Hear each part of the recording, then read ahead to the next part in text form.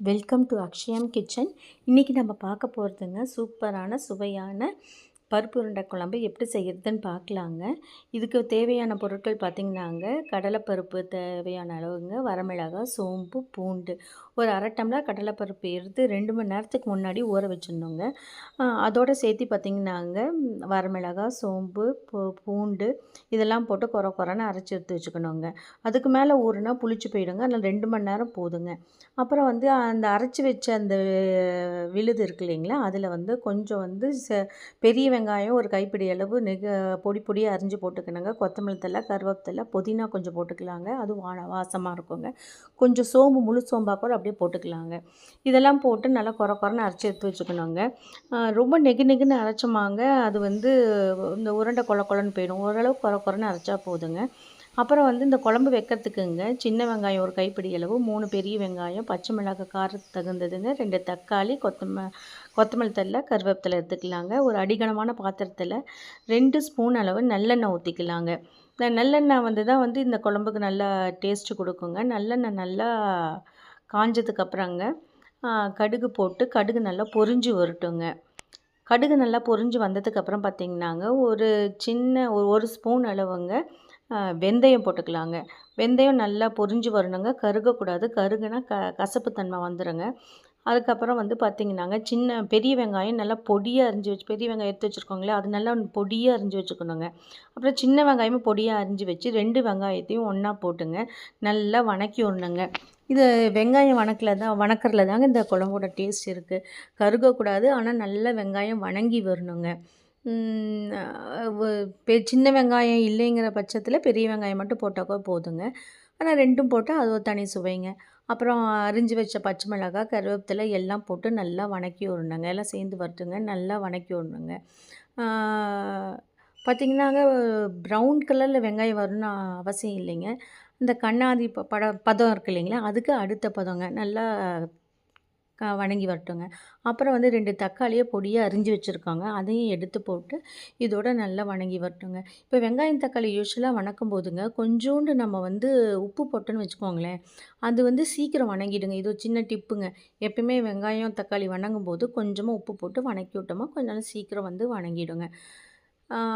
Full உப்பு போடணுன்னு கூட அவசியம் இல்லைங்க. கொஞ்சம் அந்த வணங்கிறதுக்கு கொஞ்சம் உப்பு போட்டுக்கலாங்க. அப்புறம் வந்து மஞ்சத்தூளுங்க. அதுக்கப்புறம் பார்த்திங்கனாங்க, இதுக்கு சாம்பார் தூள், நம்ம காரத்துக்கு தகுந்த சாம்பார் தூள் போட்டுக்கலாங்க. முன்னே பச்சை மிளகாய் போட்டிருக்கோம், இப்போ சாம்பார் தூள் வந்து ஒரு 2 ஸ்பூன் போட்டுக்கலாங்க. அப்புறம் வந்து பார்த்திங்கன்னா, கலருக்கு வந்து பார்த்திங்கன்னா காஷ்மீரி மிளகாய் தூள் இருக்குது இல்லைங்களா, அது ஒரு 1½ ஸ்பூன் போட்டுக்கலாங்க. அது பெருசாக வந்து காரம் கொடுக்காதுங்க, ஆனால் கலர் நல்லா கொடுக்கும், குழம்புக்கு உண்டான கலர் கொடுக்குங்க. ஸோ இதெல்லாம் போட்டு நல்லா வணக்கி விடலாங்க. இது எப்படி வணக்கிற பக்குவம் என்னென்னு பார்த்தீங்கன்னா, வெங்காயம் முன்னே நல்லா வணங்கிருச்சுங்க. தக்காளி நல்லா ஸ்மாஷ் ஆகி வரணுங்க. நல்லா தக்காளி குழவா வெந்து வரணுங்க. அதுக்குள்ளே வந்து நம்ம அரைச்சி வச்ச அந்த பருப்பு இருக்கு இல்லைங்களா, அது குட்டி குட்டி உருண்டையாக பிடிச்சிக்கலாங்க.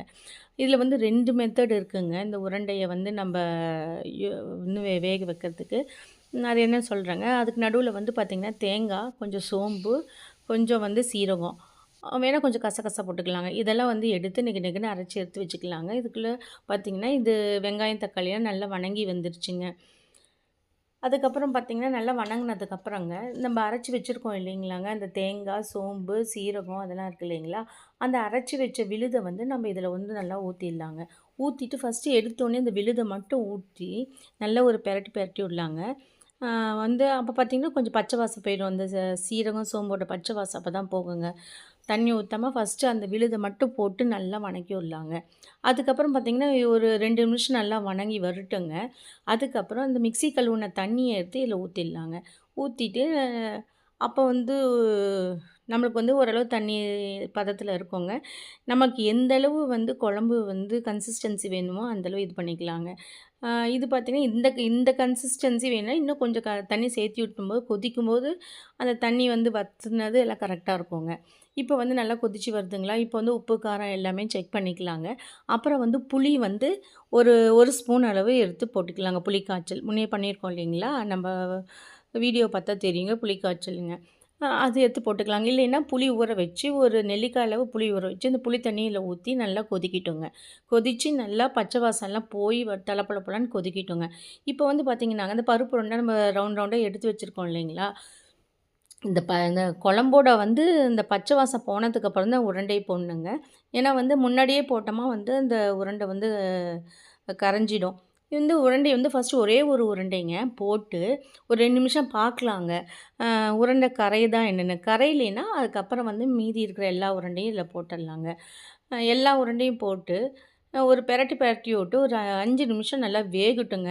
இந்த உருண்டைய 2 விதமா நம்ம வந்து பண்ணலாங்க. ஒண்ணு வந்து ஆவியில வேக வச்சுட்டுங்க, அதுக்கப்புறம் இந்த உருண்டைய போடலாம். அப்போ வந்து எல்லா உருண்டையுமே இதில போட்டரலாம். ஓரளவு அதிலயே ஆவியிலே வெந்திருக்கும், சேர்ந்து வந்துருங்க.